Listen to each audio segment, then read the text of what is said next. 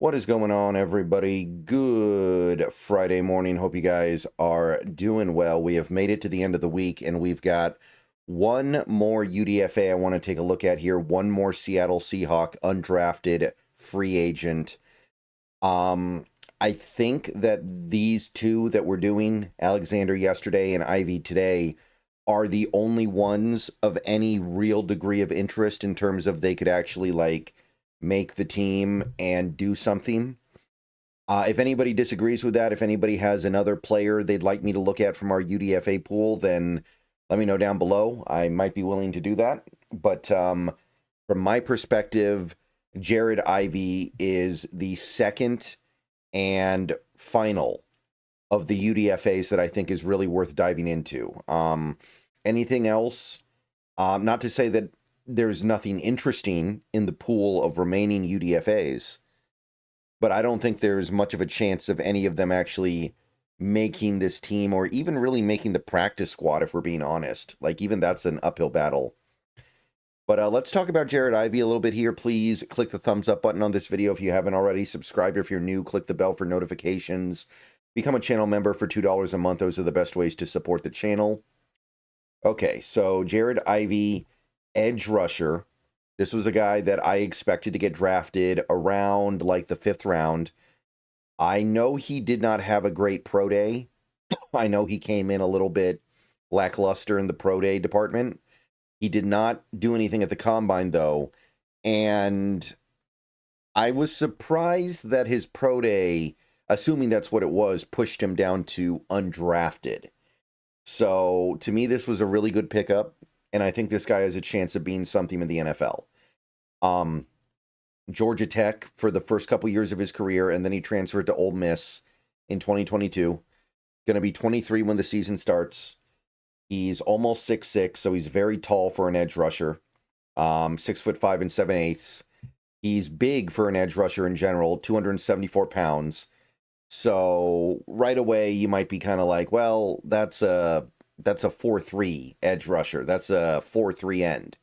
That's a hand in the dirt guy. And that may be true. We'll talk more about that later. But as far as edge rushers go, he's very heavy, 77th percentile. Arm length is bang average, 33.5 inches. So that's good. That's going to get it done, especially for a UDFA.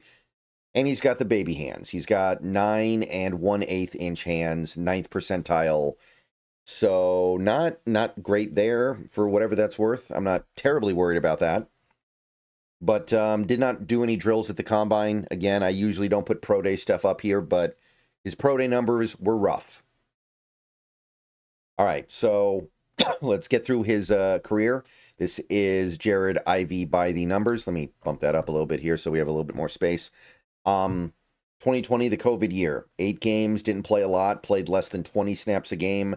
8 tackles, 1 for loss, 10 total pressures, 2 stops.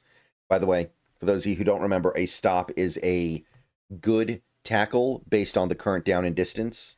So 1 missed tackle and 1 penalty committed. Pretty evenly split between pass rush snaps and run defense snaps. He had 1 coverage snap. Played everything on the defensive line, and almost all of it was outside the tackle. Did a little bit over and 2 snaps as the B-gap defender. So mostly lining up outside the tackle.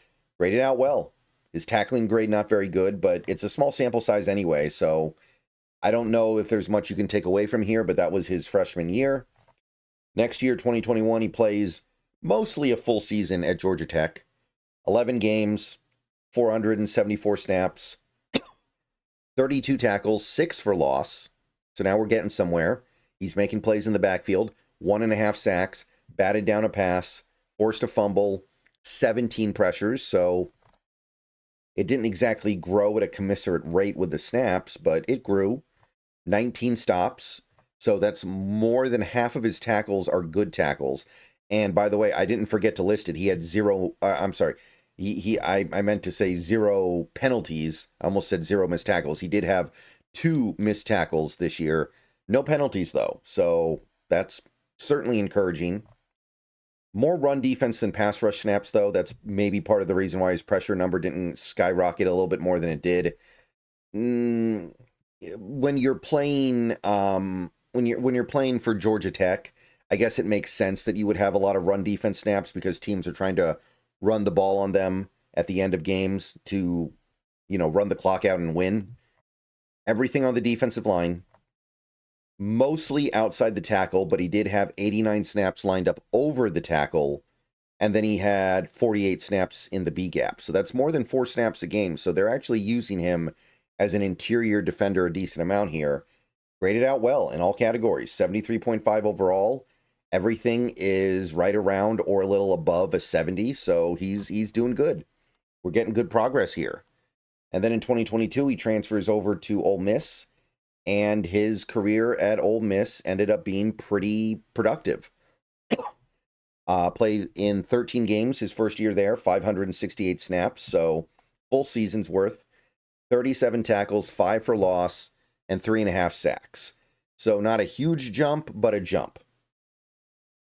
Forced a fumble, 2 fumble recoveries, 30 quarterback pressures, so that bumped up for sure. 17 stops, almost half of his tackles. 10 missed tackles, that's the one real issue here. That's the one thing that didn't go so well this year for him. 10 missed tackles and 3 penalties. Mostly pass rush snaps, which you would expect going to a little bit of a better team. 248 run defense snaps to 320 pass rush snaps. Almost everything on the defensive line, as you would expect. 5 snaps as a linebacker. Did a little tiny bit of nose tackle work, little bit of B-gap work as a defensive tackle, 3 tech. And he lined up over the tackle a lot, and that may end up being the relevant ability that the Seahawks are looking at when they're trying to evaluate this guy. And then 331 snaps on the outside of the tackle. So moving around a little bit here. We're seeing a little bit of versatility here. He grades out well again, except for tackling. He has an atrocious tackling grade, which is what happens when you miss 10 tackles in one season. But otherwise, 74 pass rush, 74.6 run defense grade. So on the whole, he comes out looking pretty good. 2023, interesting year for him. So plays 13 games, again. Plays about the same number of snaps, 561. 46 tackles, 12 for loss, 5.5 sacks. So his production goes this way. Bats down 1 pass, 2 fumble recoveries, 27 pressures, 25 stops. So again, more than half of his tackles are stops. Only 2 missed tackles, so he made big improvements in the tackling department, and 1 penalty. Mostly doing pass rush snaps, of course, 322 to 237. So pretty decent break in the favor of pass rush snaps. Couple coverage snaps. Pretty much everything on the defensive line, of course. Little bit of linebacker work. And take a look at how he was deployed. Actually played a handful of snaps at nose tackle, and he played more than any other position. He was the 3 tech. He was lined up in B gap, 246 snaps. That's more than the number of snaps he played over, and well, it's not more, but it's almost as much as he played as an edge total. Over plus outside, 151 over, 128 outside. So they used him as a 3 tech this year primarily, but they played him everywhere, which indicates his flexibility. And you can see his grade slipped. It's still good. 68.1 is still pretty good. His run defense grade took a hit, but his tackling grade stayed up, and his pass rush grade also was good. So this is where you hope you're getting something good. That versatility is going to be key. Okay, so final season. This is last year, 12 games, 541 snaps, so a little bit less, but similar. 42 tackles, 11 for loss, 7 sacks, so more production this year, for sure.